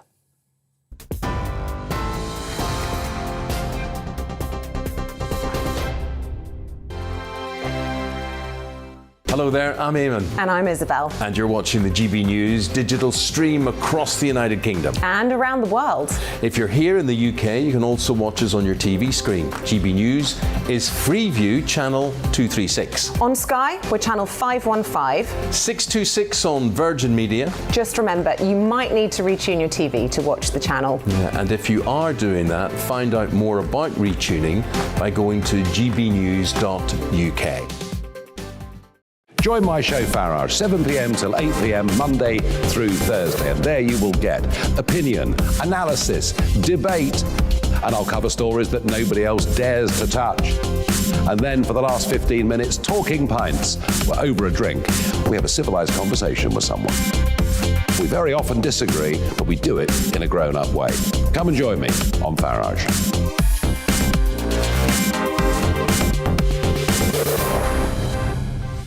I'm Dan Wootton. Join me Monday to Thursday from 9 to 11 for the feistiest and most fun news debate on TV, where free speech reigns. I'll bring you a sharp take on the day's biggest stories, bombshell newsmaker interviews, and A-list guests.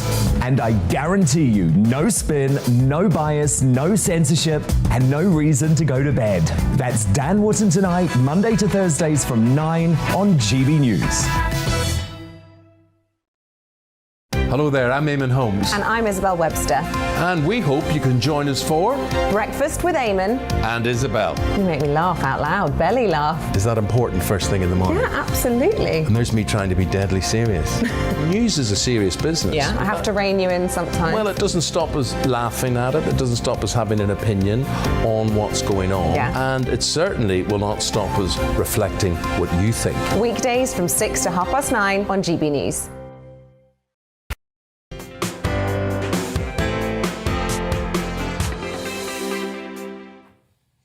Good afternoon. If you just joined me, I'm Nana Akua. This is GB News on TV and on your digital radio. Back to our Great British Debate this hour. And I'm asking, are the UK's new trade deals protecting our best interests? Now, the leader of the National Food Agency, Henry Dimbleby, has criticised the agreements with Australia and New Zealand. Let's see what my panel make of that. I'm here with Conservative commentator Calvin Robinson and comedian Leo Kearse. Right, I'm going to start with you, Calvin. Hello. What do you make of these trade deals? You heard what the what the professor said. It sounded to me quite negative. I thought he was a Remainer or Remainer. Yeah, That's what I'm saying, but I don't. Well, he's obviously brilliant at economics, though. Well, he kept saying that it's the government's estimates, so it's not controversial. Well, the government was pretty much predicting World War III if we left the European Union, so it can be controversial. They clearly didn't want that to happen. But I don't think Brexit was all about trade deals. It's fantastic that we're getting trade deals, and I think more deals with Kanzuk and with the Commonwealth nations would be great. But that's not the reason I voted to leave. I voted to leave for the sovereignty of our nation and for control of our immigration, for control of our borders, and we've got that. And if the price of that is that we have to start our trade deals all over again, then fair play to it.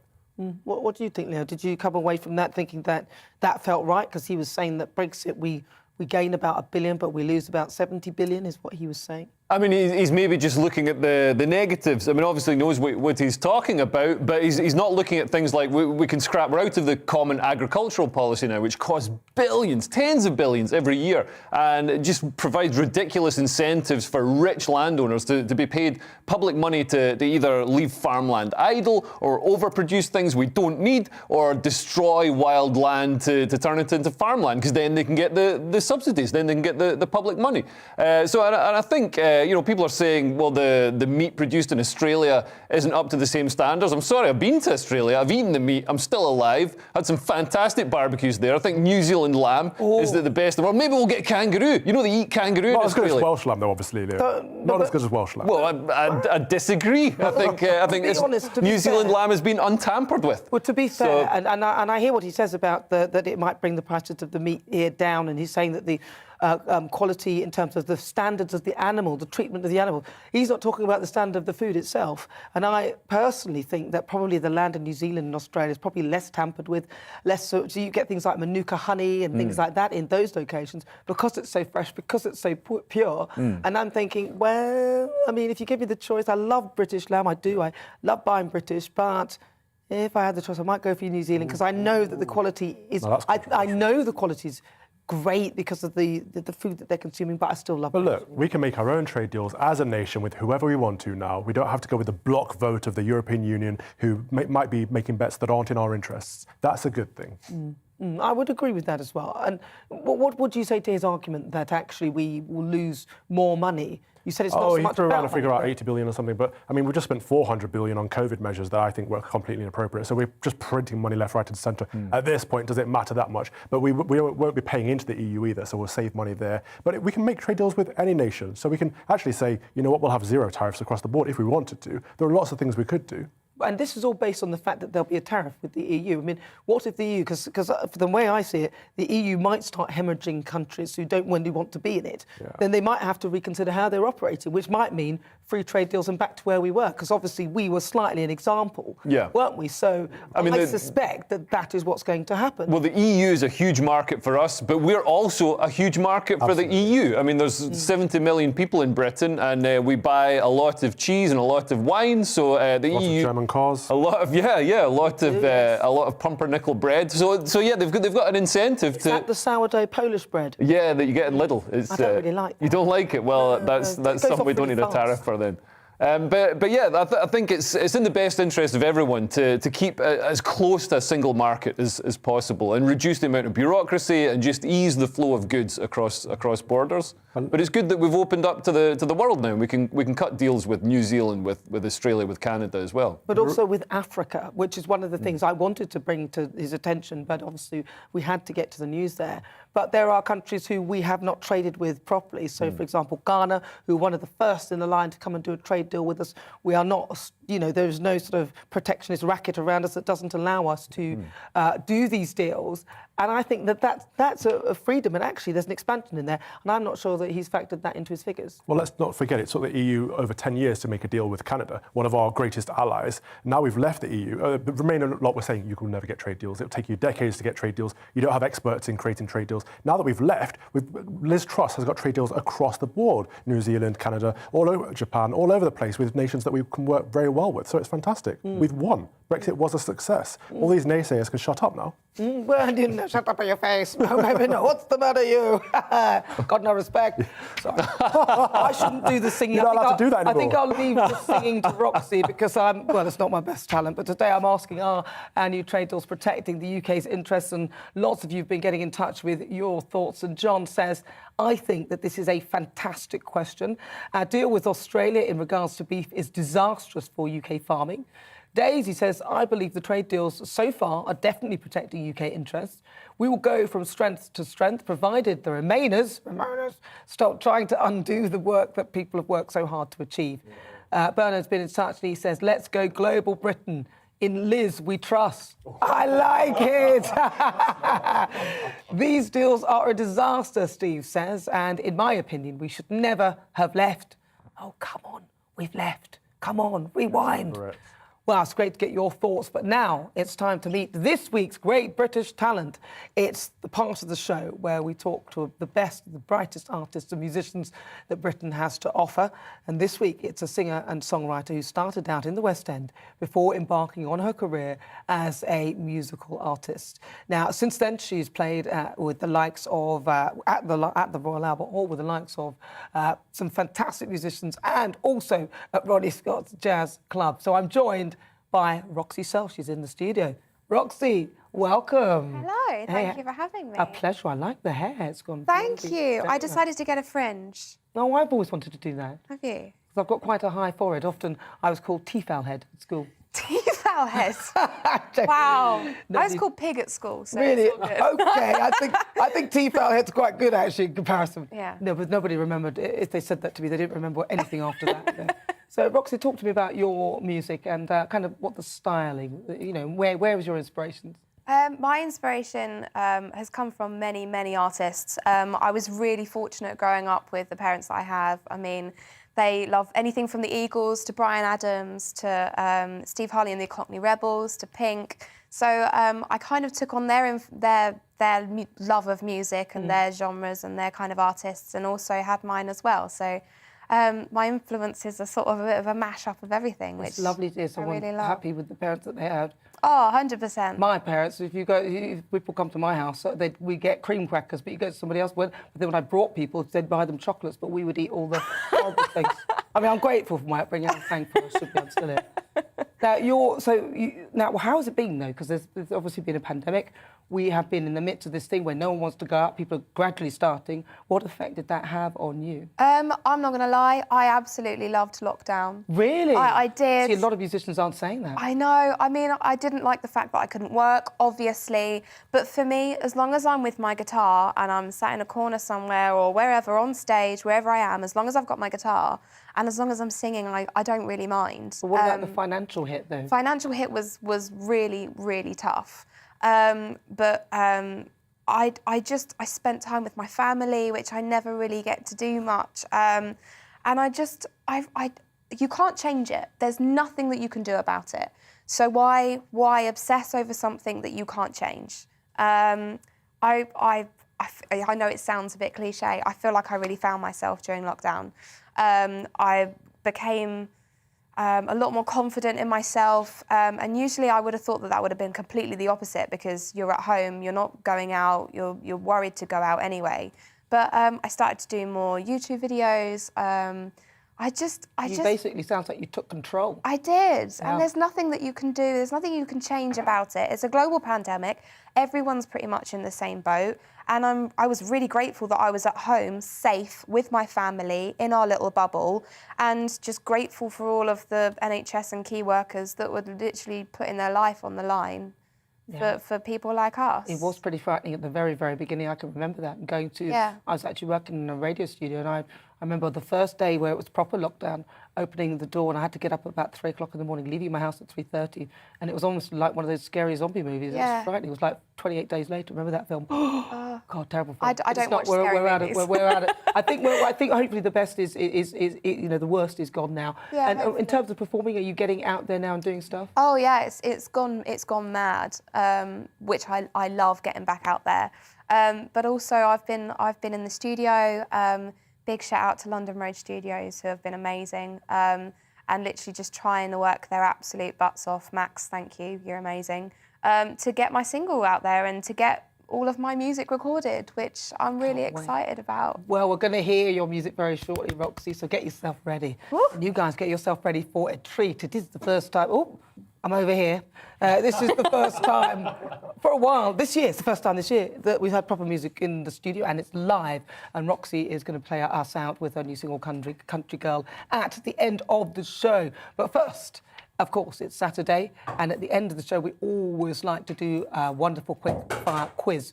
Both my panellists have their own buzzers. Comedian Leo Kirst. Leo, press your buzzer, please. Thank you. And Calvin, press your buzzer, please. There we go. Lovely. Right, so you've got to press that buzzer, and please play along at home as you listen and join in. Now, let's see what we got. Right, so question number 1. There's a new dating app which only allows singles to connect one day of the week. But what day is it? Leo. It's Thursday.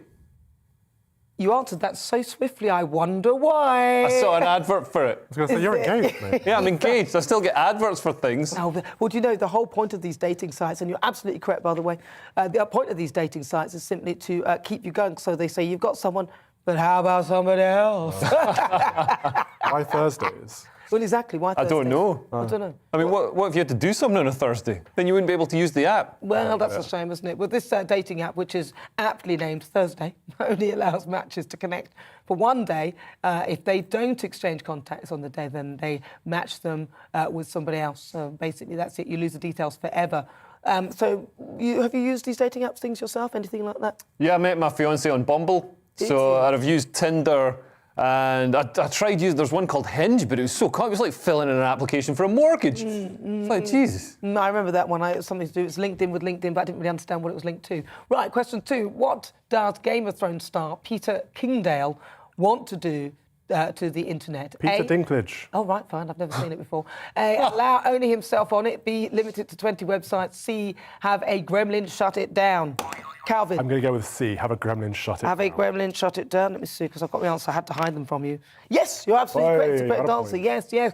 Gremlins shut down the internet. Could you handle an internet being shut down for an entire day? I think that would be good for humanity, actually. Yeah. Do you think so? The internet was a mistake. You'd be quite happy. Well, the actor made famous for his role in Game of Thrones said that he would like us to go back to writing letters and that he'd like a gremlin to crawl into the internet and shut it down. Well, yeah, I remember Twitter went down for a day and everybody had to chase each other down the street shouting abuse at each other instead. Well, that's Twitter, You can do it online. Listen, question 3 on GBNews this morning. What did pub owners urge customers to do, not to do this month? A, eat too many peanuts. B, do dry January. C, drink too much. I'm afraid you didn't allow me to finish. Leo. Yes. Is it B? Whatever B was? No, it's C. Oh, is it yes, C? It's actually B. Do dry January. So don't do it, whatever you do. Unsurprisingly, that's what they said. No surprise there. I don't think I do dry January. Have any of you ever done dry January? From Monday until... Yes or no? Last night, I didn't have a drink. OK, that's pretty good. Yes, but it's boring. It's boring, isn't it? Yeah, I like a drink. Well, so, oh, crikey, that's it. That's at the end of my quiz. We only got 3 questions. I don't know who won. Leo, you won 2-1. Of course he did. He always wins. Yeah, so he's sitting right next to the answer sheet. You sort of disqualified yourself by pressing your buzzer at the wrong time. Yeah. Now, before we Be more say forgiving, goodbye, Nana. it's Follow the time rules. to... I'm not forgiving this year. Now, before we say goodbye, it's time to return to our great British talent. Roxy Searle is here to perform her new single, Country Girl. Roxy, take it away.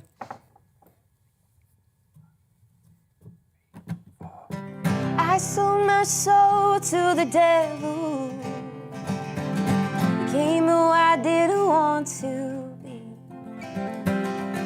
Sometimes this could have been individual.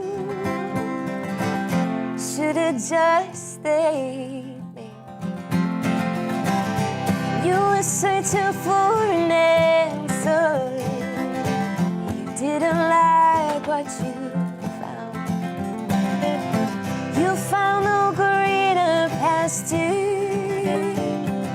Should have kept your feet on the ground. And I hope someday you'll love me just the way you used to. And I hope some night you'll hold me just the way you should do. 'Cause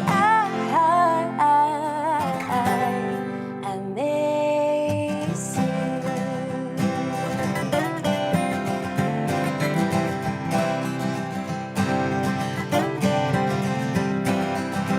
I've always loved to take it easy, 'cause I'm tired of putting up a fight. So I thought I'd go to California to find where the eagles took their flight.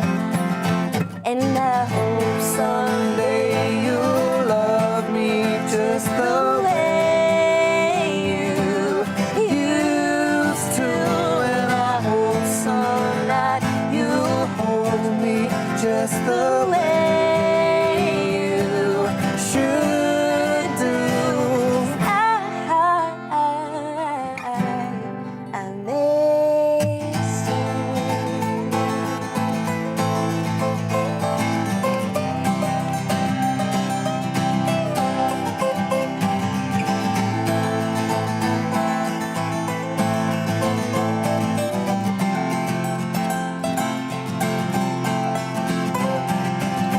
I thought I'd go to Mississippi, but I just can't spell it right. So instead I'll go to Denver just to see the pretty lights. And I hope someday you'll love me just the way you used to. And I hope some night you'll hold me just the way you should do. And I hope someday you'll love me just the way you used to. And I hope some night you'll hold me just the way you should do. 'Cause I miss you. Hooray! Fabulous stuff. Well, listen, that's all we've got time for. Thank you so much to my panellists, Roxy Settle, fabulous stuff, comedian Leo Curse, and Conservative commentator Calvin Robinson. I'm back tomorrow at 4. Enjoy. It's time to remind ourselves there's always another winter. Canary Islands sponsors the weather. Looking ahead to this evening's weather, and the UK is looking showery in the west, but many eastern parts turning drier. Let's take a look at the details. Moving into the southwest, and many areas will see a mix of clear spells and blustery showers. The driest weather will most likely be across Dorset, Hampshire and Wiltshire. Moving east, and the remnants of this afternoon's rain will quickly clear, leaving many parts of southeast England and East Anglia dry, with clear skies developing. Across into Wales and western areas will see a mix of clear spells and showers, some of which may be heavy. It will be drier elsewhere. Showers will also affect northwestern parts of the Midlands, but elsewhere should become largely dry, with skies widely clearing.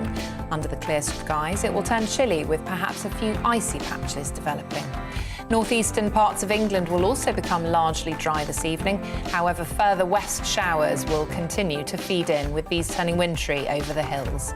Western Scotland will also continue to see some showers, but further east will be drier. It will quickly turn chilly with some slippery surfaces possible and some snow over the hills. The showery weather will also affect Northern Ireland with a few heavy showers possible. The showers will also fall as sleet and snow across the higher ground. Heading overnight, and we will see little change with further showers in the west, leading to a few icy patches in places. And that's how the weather's shaping up overnight into tomorrow morning. Canary Islands sponsors the weather.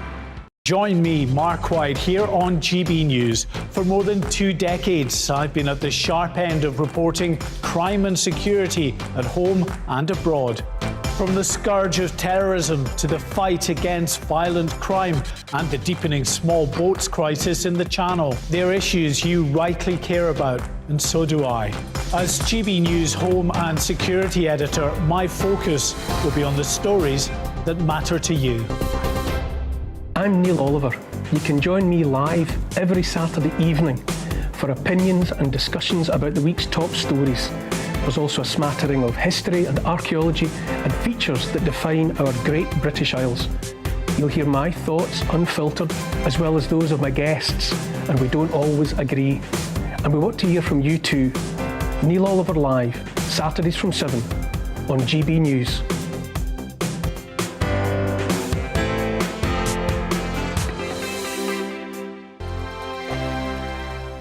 Hello there, I'm Eamon. And I'm Isabel. And you're watching the GB News digital stream across the United Kingdom. And around the world. If you're here in the UK, you can also watch us on your TV screen. GB News is Freeview channel 236. On Sky, we're channel 515. 626 on Virgin Media. Just remember, you might need to retune your TV to watch the channel. Yeah, and if you are doing that, find out more about retuning by going to gbnews.uk. Join my show Farrar, 7 p.m. till 8 p.m. Monday through Thursday, and there you will get opinion, analysis, debate, and I'll cover stories that nobody else dares to touch. And then for the last 15 minutes, talking pints. We're over a drink. We have a civilised conversation with someone. We very often disagree, but we do it in a grown-up way. Come and join me on Farrar.